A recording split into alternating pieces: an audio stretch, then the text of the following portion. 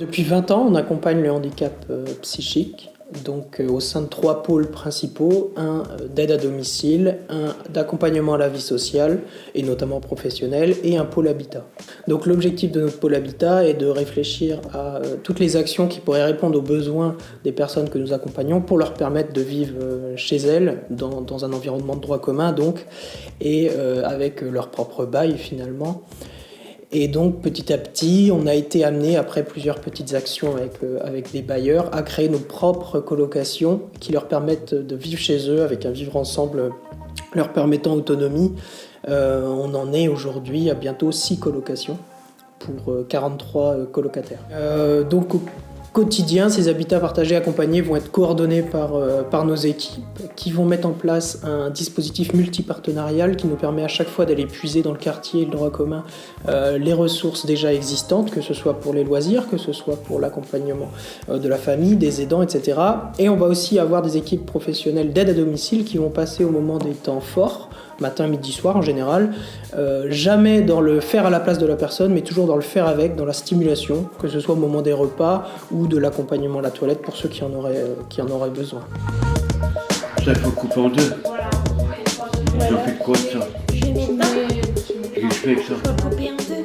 Alors, une maison, c'est entre 6 et 8 habitants qui décident d'être solidaires et donc de mettre en commun leur plan d'aide, donc le plan de prestation de compensation du handicap. En faisant cela, ils mettent en commun 1 heure chacun par jour.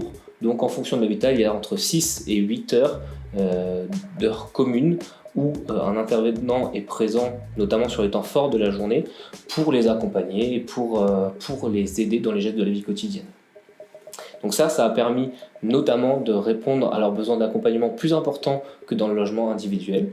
Ensuite, une maison, comme on le disait, c'est 6 à 8 personnes qui vivent en colocation, c'est-à-dire que chacun a sa chambre et sa salle d'eau, mais ils partagent la salle à manger, le salon, la cuisine, les espaces extérieurs, et donc sont ensemble de manière à rompre l'isolement, comme on en parlait précédemment.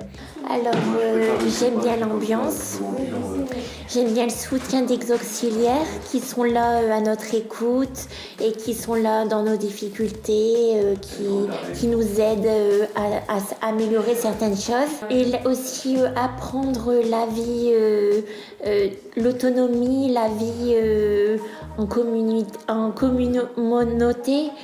On s'est vite rendu compte que, premièrement, nos projets fonctionnaient, donc on est très contents, que c'est un dispositif pérenne où les gens vont pouvoir y vivre à court, moyen ou long terme selon leur choix.